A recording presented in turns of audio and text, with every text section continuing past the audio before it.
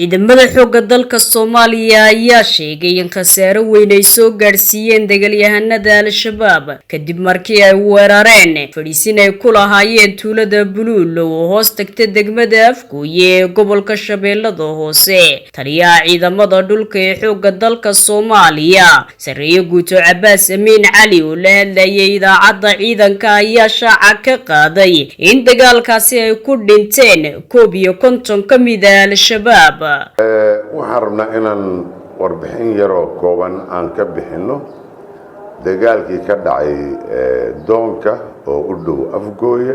dagaalkaas wuxuu ahaa mid ay qaadeen ciidamada xoogga dalka Soomaaliyeed ee degan aagaasi si wanaagsan ay u guteen waajibkoodii. cadowga jab weyn iyo dhib weyn ay u geysteen. maleeshiyaadka oo isu habarwacday ayaa markii dambe isu yimid, saasay tahayna waa la jibiyey oo waxaan ku raadayay inay soo gudbaan difaacii iyo ciidankii oo meesha joogay way awoodi waayeen. dagaalkaasi wuxuu ahaa dagaal gacnaha la isula tegay. maleeshiyaadka nabadiidka waxaa ka dhimatay ilaa 51 baa la sheegay, laakiin dadku badanaa intaan hubnahay waa 51gaas. inta badan dadka waxay sheegaan in tiradu intaasay ka badan tahay. 51ga annaga aan ognahay waxaa dheer kuwaas waxay ku qaateen gaari dhayna ah ay meedku ku aruuriyeen ee isdul saareen sidii jawaanka bariiskii oo kale. tuulo Afgooye ka xigta waqooyi galbeed ayay ku aasteen.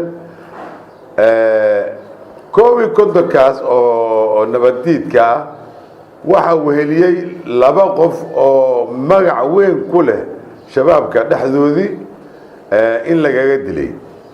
labadaas oo miisaankoodii aad ugu weynaa meesha waxayna kala ahaayeen Sheekh Muxdiin Maxamed iyo Timo Weyne ay ahaayeen.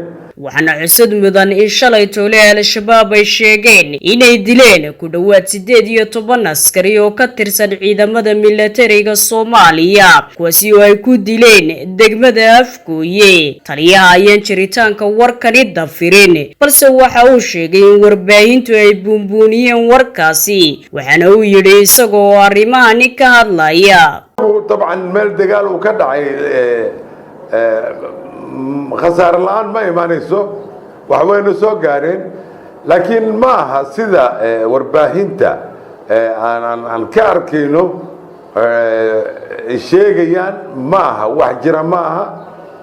ciidan waa naga dhintay, laakiin ciidan aad u yar bay ahaayeen, dhowr qof ay ahaayeen. ciidankaasi Allah u naxariisto, dad mujaahidiin oo jihaad ku dhintay bay ahaayeen. guul weyn ayay gaareen, ammaan weyn ay leeyihiin, waa abaalmarin bay leeyihiin. arrintaasi ay waajibkaasi ay guteen inay difaacaan dalkoodii.